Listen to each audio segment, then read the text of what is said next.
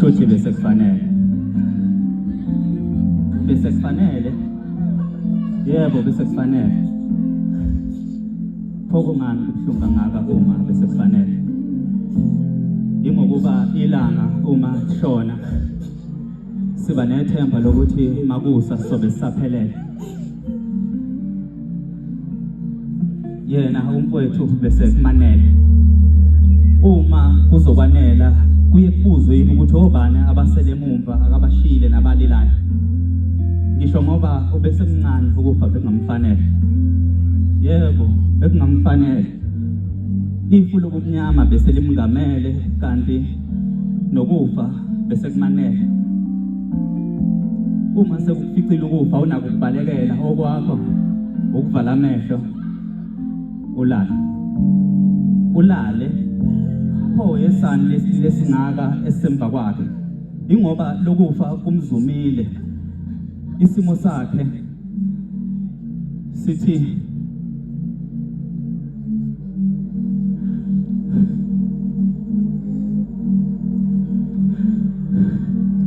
akube isimo esingajwayelekile bese kumanele kungani uma bese kumelele elale kabuhlungu kanjena omenqemeni lomgwaqo uthela wayeka kude kangaka nasekhaya mvuseni azozivalelisa ukugcina ulele kabe endleleni asixwayise ngokuba leli langa elinye lanamhlanje malishona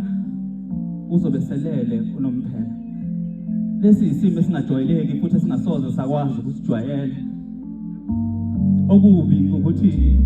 ukufa kumfice esendleleni eyalapho okade eyolala khona nesikhathi bese simshayile okubi ukuthi ulale kabi endleleni abalandeli bakhe bemlindile cha ubaba wakhe uyena obese emlindile kanti noNkulunkulu wakhe ubese emlizile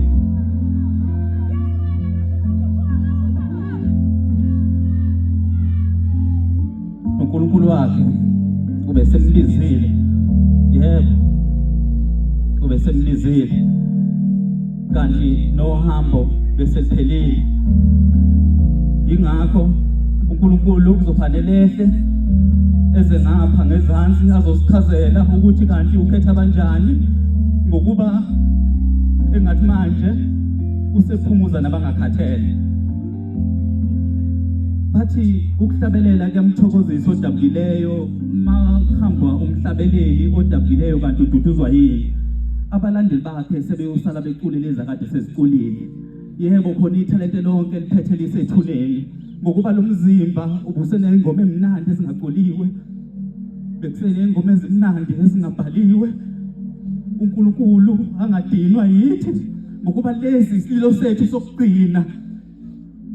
phezulu iningi esizosikhala sibuza ukuthi enkosini kungani ukhethe yena ngoba yena bekungamfanele ukwazi insala enkandla mafetha mina